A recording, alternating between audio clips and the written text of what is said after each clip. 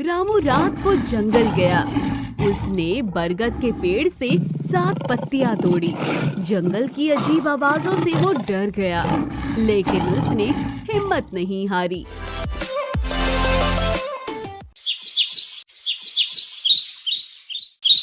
ये कहानी है 5 मूर्ख पंडित। सूरज की किरणें गांव के खेतों पर फैल रही थी। रामू अपनी मिट्टी की झोपड़ी से बाहर निकला। उसका घर सादा था।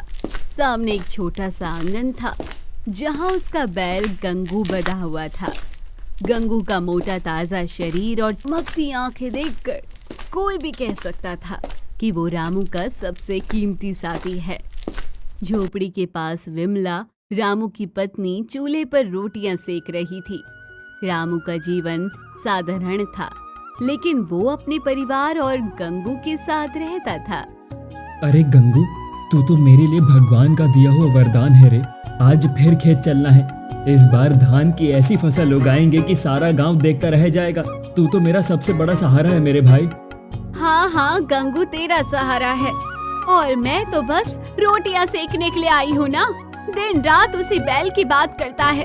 कभी मेरी भी तारीफ कर लिया कर रामू। अरे विमला, तू तो मेरे घर की लक्ष्मी है रे। तेरा और गंगू का बराबर महत्व है। तू घर संभालती है और गंगू खेत, दोनों मिलकर ही तो मेरा जीवन सजा हुआ है। देख, इस बार फसल ऐसी होगी कि तुझे नई साड़ी ला कर दूंगा। साड़ी की बात छोड़, पहले ये बता कि आज खेत में क्या करेगा। हर साल बड़ी बड़ी बातें करता है, लेकिन फसल तो वही होती है। गंगू के भरोसे ही सब कुछ चलता है। हाँ, गंगू मेरा गहना है। उसकी मेहनत से तो खेत हरा भरा रहता है। आज सुबह उसे चारा देकर खेत ले जाऊंगा। फिर देख, इस बार धान के ढेर न लग जाए तो कहना। हाँ। रामू ने गंगू को चारा खिलाया और उसे लेकर खेत की ओर चल पड़ा। खेत में उसने दिन भर हल जोता। गंगू ने पूरी ताकत से काम किया और रामू का चेहरा खुशी से चमक रहा था। गांव वाले उसकी मेहनत देखकर तारीफ करते थे। रामू, तेरा गंगू तो कमाल है भाई। ऐसा बैल पूरे गांव में नहीं है। देख कैसे खेत को चमका देता है ये। हाँ भैया, गंगू मेरे भाई जैसा है ना। इसके बिना मेरा खेत अधूरा है। दिन भर मेहनत करता है और कभी कोई शिकायत भी नहीं करता। अरे हाँ, पर रामू गंगू को इतना प्यार देता है, कहीं विमला जलन ना करने लगे। अरे विमला को क्या जलन होगी, वो तो मेरे घर की रानी है। गंगू खेत संभालता है और विमला घर संभालती है। दोनों मिलकर ही तो मेरा संसार चलाते हैं। कई दिन ऐसे ही बीते। रामू सुबह गंगू के साथ खेत जाता, मेहनत करता और शाम को विमला के साथ हंसी मजाक करता। गांव वाले उसकी सादगी और मेहनत की तारीफ करते। लेकिन एक रात में रामू को नींद नहीं आई। वो उठा और गंगू को देखने खेत की ओर गया। खेत के बीच में उसने गंगू को बैठा हुआ पाया। गंगू ना हिल रहा था, ना कुछ बोल रहा था। उसकी आंखें बंद थी और वो पत्थर की तरह स्थिर था। अरे गंगू, तू ये रात को खेत के बीच में क्या कर रहा है? उठ, चल घर चलें। ये कौन सी नई आदत डाल दी है तूने यार? गंगू ने कोई जवाब नहीं दिया। वो वैसे ही बैठा रहा। रामू ने उसे कई बार पुकारा, लेकिन कोई फायदा नहीं हुआ। वो परेशान होकर घर लौटा और विमला को जगाया। विमला उठ, गंगू को कुछ हो गया है। खेत के बीच में बैठा है, ना हिलता है ना उठता है। अरे रात को तू खेत में क्या करने गया था? गंगू को क्या हुआ? कहीं उसे कोई बीमारी तो नहीं हो गई? बीमारी तो नहीं लगती। दिन में तो वो ठीक से काम कर रहा था, लेकिन रात को इसे खेत में बैठने की सनक क्यों चढ़ गई पता नहीं। मुझे तो लगता है कोई भूत प्रेत का चक्कर है। अरे रामू, तू तो डरपोक है। शायद गंगू को रात में ठंड लगती हो, इसलिए खेत में बैठ जाता है। तू किसी पंडित से पूछ ले। गांव में पंडित वाचस्पति बड़े विद्वान हैं। हाँ, तू ठीक कह रही है। ये कोई साधारण बात नहीं है। मैं कल सुबह ही पंडित वाचस्पति के पास जाऊंगा। वो जरूर कोई उपाय बताएंगे। अगली सुबह रामू पंडित वाचस्पति के घर पहुंचा। पंडित का घर गांव के कोने में था। पंडित वाचस्पति एक बड़ी सी दाढ़ी के साथ गंभीर मुद्रा में बैठे थे। पंडित जी नमस्ते। मैं बहुत बड़ी मुसीबत में हूँ। मेरा बैल गंगू हर रात खेत के बीच में जाकर बैठ जाता है, ना हिलता है ना उठता है, और सुबह होते ही ठीक हो जाता है। पता नहीं क्या चक्कर है ये। अरे रामू, ये कोई छोटी मोटी बात नहीं है। मैंने कई साल शास्त्र पढ़े हैं और मुझे लगता है कि ये धरती का मामला है। तेरे खेत की धरती को कोई नाराजगी है। शायद तूने खेत में कोई गलत काम किया हो या कोई पुरानी बात धरती को चुभ रही हो। धरती की नाराजगी? लेकिन पंडित जी, मैंने तो कभी खेत का कुछ बिगाड़ा भी नहीं है। हमेशा मेहनत से खेती करता हूँ। फिर गंगू को ये सनक क्यों चढ़ गई? देख रामू, धरती माता को शांत करने का एक ही उपाय है। तुझे खेत में एक बड़ा सा ढेर बनाना होगा। उस ढेर में 7 तरह के पत्थर होने चाहिए, हर पत्थर अलग रंग का। फिर उस ढेर के चारों ओर 7 बार घूमना होगा और हर बार धरती माता का नाम लेना होगा। 7 तरह के पत्थर? पंडित जी, इतने पत्थर मैं कहाँ से लेकर आऊंगा? और ढेर कितना बड़ा होना चाहिए? जितना बड़ा बना सको उतना बड़ा, और पत्थर गांव के बाहर नदी के किनारे मिल जाएंगे। बस ढेर बनाते वक्त ये ध्यान रखना कि सूरज ढलने से पहले काम शुरू हो जाए, नहीं तो धरती माता का गुस्सा और बढ़ सकता है। ठीक है पंडित जी, मैं आज ही नदी किनारे जाऊंगा और पत्थर ढूंढ लाऊंगा। गंगू को ठीक करने के लिए मैं कुछ भी करूंगा। रामू घर लौटा और विमला को पंडित का उपाय बताया। विमला को ये सब बेतुका लगा, लेकिन रामू ने उसकी बात अनसुनी कर दी। रामू, ये क्या नया पागलपन ले आया? 7 तरह के पत्थर ढूंढेगा, ढेर बनाएगा? ये भला गंगू को कैसे ठीक करेगा? तू दिन भर खेत में मेहनत करता है, अब पत्थर ढोएगा? अरे विमला, तू पंडित जी की विद्या को क्या जाने? वो बड़े विद्वान हैं। कहते हैं धरती माता नाराज है, ये ढेर बनाने से गंगू की सनक खत्म हो जाएगी। हाँ, और तू पत्थर ढोते ढोते थक जाएगा। गंगू को तो कुछ नहीं होगा और तू बीमार पड़ेगा। मेरी बात सुन, किसी और से पूछ ले। नहीं विमला, पंडित जी की बात में दम है। तू देख, गंगू जल्दी ही ठीक हो जाएगा। मैं आज ही नदी किनारे जाऊंगा। रामू दिन भर नदी किनारे घूमता रहा। उसने 7 अलग अलग रंग के पत्थर ढूंढे, लाल, काला, सफेद, पीला और कुछ मिश्रित रंगों के। सूरज ढलने से पहले वो खेत पहुंचा और पत्थरों का ढेर बनाना शुरू कर दिया। उसने ढेर के चारों ओर 7 बार घुमाया, हर बार धरती माता की जय, धरती माता की जय, धरती माता की जय, धरती माता की जय, धरती माता की जय, धरती माता की जय पुकारते हुए। लेकिन रात को गंगू फिर खेत के बीच में जाकर बैठ गया। रामू को लगा कि शायद ढेर काफी बड़ा नहीं था। अरे रामू, तू दिन भर पत्थर ढो रहा था और तूने खेत में ढेर क्यों बना लिया? ये ढेर धरती माता को शांत करने के लिए है। पंडित वाचस्पति ने बताया है, गंगू की सनक इससे ठीक हो जाएगी। पर गंगू तो अभी भी खेत में ही बैठा है। अरे ये सब धरती माता को शांत करने की प्रक्रिया है, तुम लोग नहीं समझोगे। पंडित जी ने कहा है ना, समय लगेगा। रामू निराश हो गया, लेकिन उसने हार नहीं मानी। उसने सोचा कि शायद पंडित कर्मकांडी के पास कोई बेहतर उपाय होगा।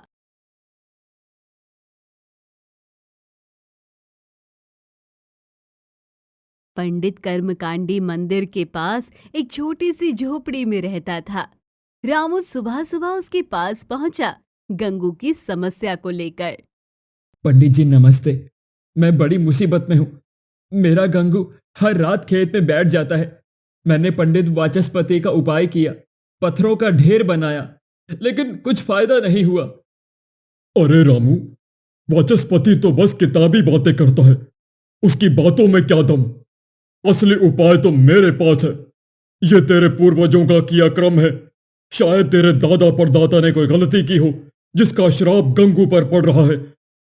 पूर्वजों का श्राप? लेकिन पंडित जी, मैंने तो कभी किसी का कुछ गलत नहीं किया, फिर गंगू को ये सनक क्यों? देख रामू, पूर्वजों की आत्माएं कभी कभी नाराज हो जाती हैं। तुझे मंदिर की 100 सीढ़ियां चढ़नी होंगी। हर सीढ़ी पर एक नारियल तोड़ना होगा और हर बार कहना होगा, पूर्वजों को नमो नमो। लेकिन ध्यान रहे, नारियल ताजा होना चाहिए और सीढ़ियां सूरज ढलने से पहले चढ़नी होंगी। 100 नारियल? पंडित जी, इतने नारियल मैं कहां से लाऊं? और 100 सीढ़ियां चढ़ना तो बहुत बड़ा काम है। अरे, भक्ति में कमी मत ला। अगर 100 नारियल नहीं मिले तो 50 लेकर आ, लेकिन हर सीढ़ी पर नारियल तोड़ना जरूरी है। और हाँ, सीढ़ियां चढ़ते वक्त पीछे मुड़कर नहीं देखना, नहीं तो तेरे पूर्वज नाराज हो जाएंगे। ठीक है पंडित जी, मैं आज ही मंदिर जाऊंगा और नारियल तोड़ूंगा।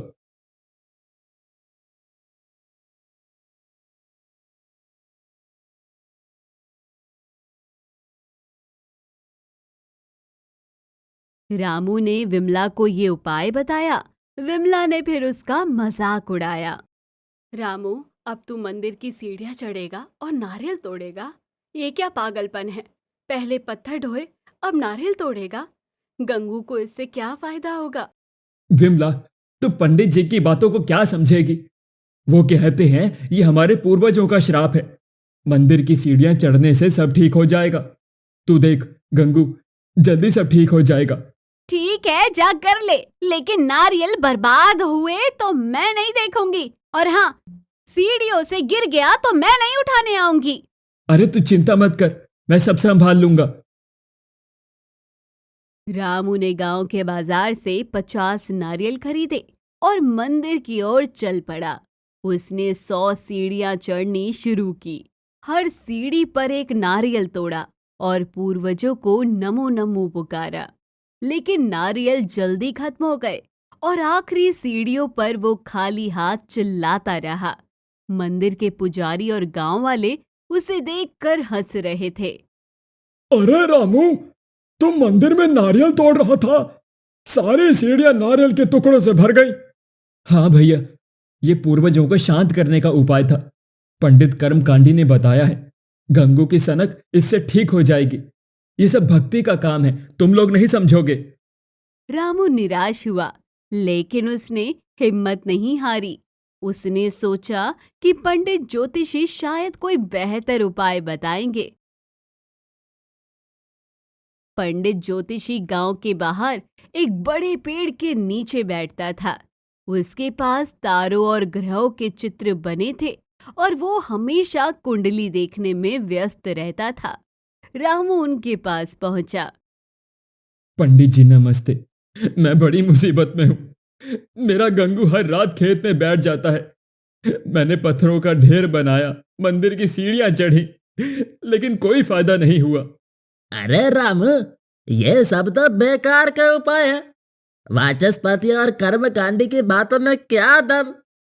ये ग्रहों का खेल है। तेरा गंगू शनि की 7.5 से पीड़ित है। शनि का प्रभाव तेरे खेत पर भी पड़ रहा है। शनि? लेकिन पंडित जी, बैल को शनि कैसे परेशान करेगा? वो तो बस खेत में बैठता है। अरे, बैल भी तो जीव है।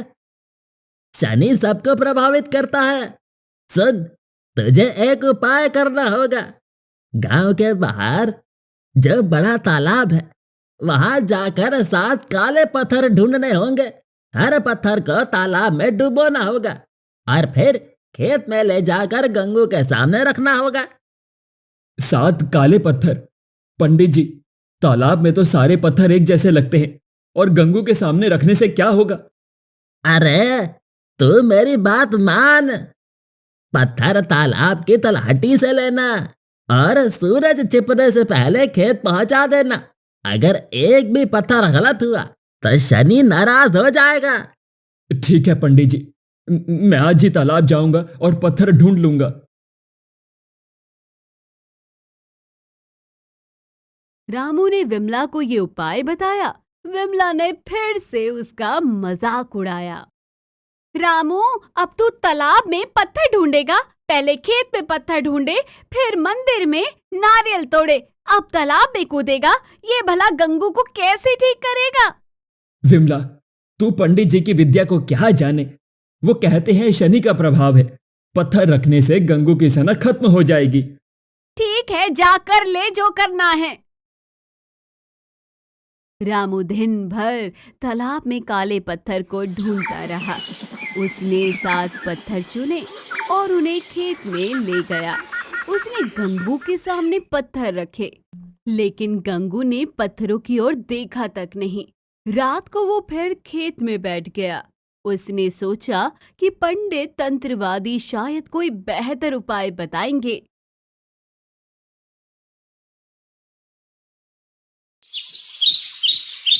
पंडित तंत्रवादी गांव के बाहर एक अंधेरे झोपड़े में रहता था।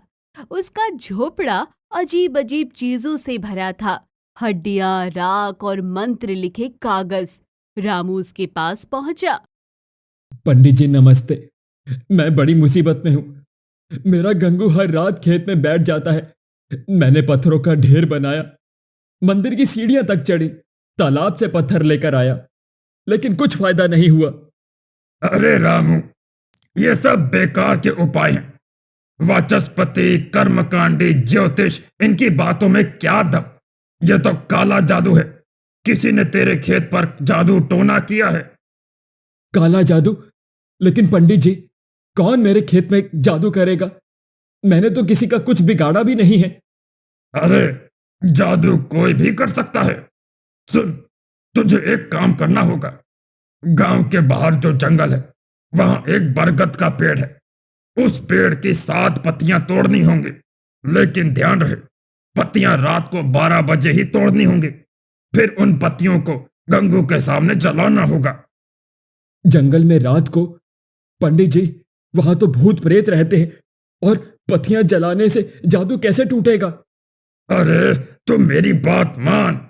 पत्तियां ताजा होनी चाहिए और जलाते वक्त धुआं गंगू की ओर जाना चाहिए। अगर धुआं उल्टा गया तो जादू और बढ़ जाएगा। ठीक है पंडित जी, मैं आज रात ही जंगल जाऊंगा और पत्तियां लाऊंगा। रामू रात को जंगल गया। उसने बरगद के पेड़ से 7 पत्तियां तोड़ी। जंगल की अजीब आवाजों से वो डर गया, लेकिन उसने हिम्मत नहीं हारी। उसने पत्तियां खेत में ले जाकर जलाई। धुआं गंगू की ओर गया, लेकिन गंगू ने बस एक बार छींक मारी और फिर रामू निराश हो गया। लेकिन उसने हार नहीं मानी। उसने सोचा कि पंडित वैदक शायद कोई बेहतर उपाय बताएंगे। पंडित वैदक गांव के कोने में एक छोटी सी झोपड़ी में रहता था। रामू उसके पास पहुंचा, थका हुआ लेकिन उम्मीद से भरा। पंडित जी नमस्ते, मैं बड़ी मुसीबत में हूं। मेरा गंगू हर रात खेत में बैठ जाता है। मैंने पत्थरों का ढेर बनाया, मंदिर की सीढ़ियां चढ़ी, तालाब से पत्थर लाया, जंगल से पत्तियां लाया, वो जलाई, लेकिन कुछ फायदा नहीं हुआ। अरे रामू, ये सब बेकार के उपाय है। वाचस्पति, कर्मकांडी, ज्योतिष, तंत्रवादी, इन सबकी बातों में क्या दम? ये गंगू की सेहत का मामला है। शायद उसे कोई अंदरूनी बीमारी है जो रात को उभरती हो। बीमारी? पंडित जी, दिन में गंगू ठीक रहता है, फिर रात को ये सनक क्यों? देख रामू, मैंने पुराने नुस्खों का अध्ययन किया है। तुझे एक उपाय करना होगा। गांव के बाहर जो पहाड़ी है, वहां एक खास जड़ी बूटी उगती है। उसका नाम है रात भरनी। तुझे 7 ऐसी जड़ी बूटियां लानी होंगी। हर जड़ी बूटी को गंगू को खिलाना होगा। रात भरनी? पंडित जी, वो जड़ी बूटी कैसी दिखती है? जड़ी बूटी छोटी है, हरी पत्तियों वाली होती है। पहाड़ी पर ढूंढ लेना, और हाँ, जड़ी बूटी सूरज निकलने से पहले खिलानी होगी, नहीं तो उसका असर नहीं होगा। ठीक है पंडित जी, मैं आज ही पहाड़ियां चढ़ूंगा और जड़ी बूटी लेकर आता हूं। रामू दिन भर पहाड़ी पर जड़ी बूटी ढूंढता रहा। उसने 7 हरी पत्तियों वाली जड़ी बूटियां चुनी और सुबह होने से पहले गंगू को खिलाने की कोशिश की। लेकिन गंगू ने जड़ी बूटी को सूंघा और छींक मारकर उधर देखा तक नहीं। रामू पूरी तरह निराश हो चुका था। उसने 5 पंडितों के उपाय आजमाए, लेकिन गंगू की सनक नहीं गई। एक शाम वो खेत में गंगू के पास बैठा था। उदास और थका हुआ। तभी गांव का एक चरवाहा वहां से गुजरा। वो साधारण था, लेकिन पशुओं को समझने में माहिर था। अरे रामू, तू इतना उदास क्यों बैठा है? गंगू के पास बैठकर क्या सोच रहा है? मैं बड़ी मुसीबत में हूँ। मेरा गंगू हर रात खेत में बैठ जाता है। मैंने 5 पंडितों से उपाय पूछे, पत्थरों का ढेर बनाया, मंदिरों की सीढ़ियां चढ़ी, तालाब से पत्थर तक लेकर आ गया, जंगल से पत्तियां जलाई, जड़ी बूटियां खिलाई, लेकिन कुछ फायदा नहीं हुआ। अरे रामू, तो इतना कुछ कर लिया है। मैं तो बस एक साधारण सा चरवाहा हूं, लेकिन मैंने गंगू को देखा है। रात को तेरा खेत चांदनी में बहुत ठंडा और आरामदायक हो जाता है। गंगू वहां सोने के लिए बैठता है। तू खेत में एक छोटा सा छप्पर बना दे, गंगू वही सोएगा। है क्या? बस इतनी सी बात थी, लेकिन पंडितों ने तो मुझे इतने बड़े बड़े उपाय बताए, ये करो वो करो। क्या ये छप्पर बनाने से गंगू ठीक हो जाएगा? अरे पंडितों की बात सुनने से अच्छा है अपने गंगू को समझ। तू छप्पर बना और देख, गंगू की सनक खत्म हो जाएगी। अच्छा, ठीक है, मैं तुम्हारी बात मानता हूं। आज ही छप्पर बनवाता हूं। लेकिन पंडितों की विद्या ने भी तो कुछ न कुछ मदद की होगी ना? हाँ हाँ, तो पंडितों को भी धन्यवाद दे दे, लेकिन गंगू को छप्पर ही चाहिए। रामू ने उसी दिन खेत में एक छोटा सा छप्पर बनवाया। रात को गंगू छप्पर के नीचे जाकर सो गया और खेत में बैठना बंद कर दिया। देखा विमला, उस चरवाहे की मदद से मेरी समस्या हल हो गई, और धन्यवाद उन पंडितों का भी। गंगू अब छप्पर में सोता है। हाँ हाँ, पंडितों ने तो बस तुझे इधर उधर भटकाया। सही उपाय तो उस चरवाहे ने दिया है। अरे ये सब उस ऊपर वाले की कृपा है, तुम नहीं समझोगी। गांव वाले रामू की कहानी सुनकर हंसते रहे, लेकिन रामू खुश था। उसका गंगू ठीक हो गया था और उसका खेत फिर से हरा भरा होने लगा था। तो दोस्तों, कहानी यहीं खत्म हुई। कैसी लगी कमेंट बॉक्स में जरूर बताइए। चैनल को अभी तक सब्सक्राइब नहीं किया तो जल्दी जाकर कर लीजिए।